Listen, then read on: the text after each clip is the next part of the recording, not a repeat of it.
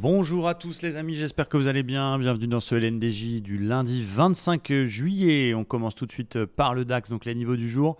Le DAX qui a tenu dernièrement son petit support autour des 800 et qui avait confirmé la semaine dernière les deux petits marteaux de la semaine précédente. Donc il y a quand même plutôt une tronche à poursuivre son rebond, même si on est quand même sur des niveaux clés.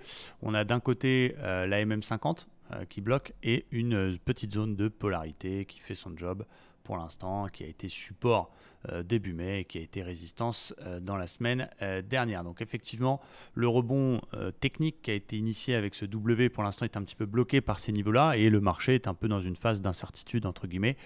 Si on le voit sur les 3-4 dernières bougies, entre la MM20 et la MM50, d'un point de vue technique et d'un point de vue fondamental, on a des grosses news cette semaine. On a la Fed mercredi, on a des résultats des GAFA qui seront publiés dans la semaine. Donc pour l'instant, il ne sait pas trop, même si la séance du jour est plutôt sympa, puisque finalement il a tenu le petit support qu'on a mis en place toute la semaine dernière. Il est sorti de son espèce de biseau ascendant qui en théorie est une figure de continuation, qui nous donne un objectif qui correspond à peu près au gap. Rappelez-vous le gap qui est toujours pas comblé, le gap du 13 juin qui est toujours vacant. Donc ça c'est plutôt pas mal, c'est plutôt bien orienté avec un espèce de double bottom. Bon voilà, ça reste sympa.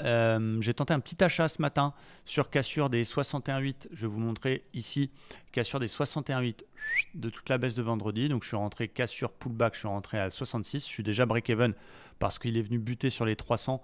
Les 300 c'est quoi? C'est le précédent plus haut 1 heure. Donc on protège, soit on est dans le train et ça part, soit on perd pas. Mais donc voilà, pour être un petit peu plus safe entre guillemets, les achats seront un petit peu plus sûrs s'il arrive à passer au-dessus des 300 pour aller chercher le comblement du gap, et on passe vendeur si malheureusement ça se retourne et qu'on casse les 130. Donc pour l'instant un marché plutôt orienté à la hausse ce matin, mais avec une difficulté de casser les niveaux clés, en l'occurrence les 300, parce que au-dessus de notre tête il y a la MM50, il y a également la polarité et il y a le plus haut précédent 1 heure. Du côté du Dow Jones, on va regarder, c'est pareil, c'est plutôt pas mal. C'est plutôt bien orienté. Lui, il est au-dessus de sa MM50, il est au-dessus de sa MM20, mais il est pour l'instant en plein sur le 61,8 de toute la baisse précédente, toute la vague de baisse précédente. On sait que s'il arrive à casser ce niveau-là, il y a une forte probabilité de retracer les 100%. Mais pour l'instant, on est en plein dessus.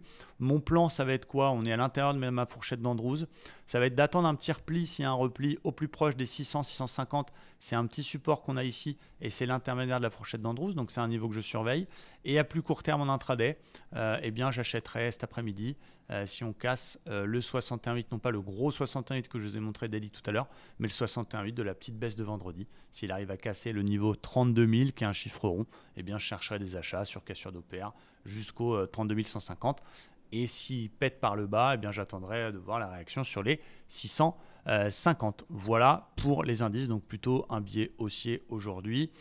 Pour le Nasdaq, je vais surveiller particulièrement la zone des 200, ici qui est le 61,8 daily qui n'a pas encore été trop baqué, et un niveau polarité potentielle qui a été 2 fois résistance en cas de petite correction. Voilà, à suivre mon petit achat sur les niveaux 61,8. On va voir s'il arrive à casser les 300.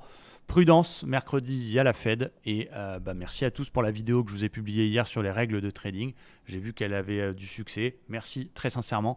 Très bonne journée de trading, prudence et à demain. Ciao.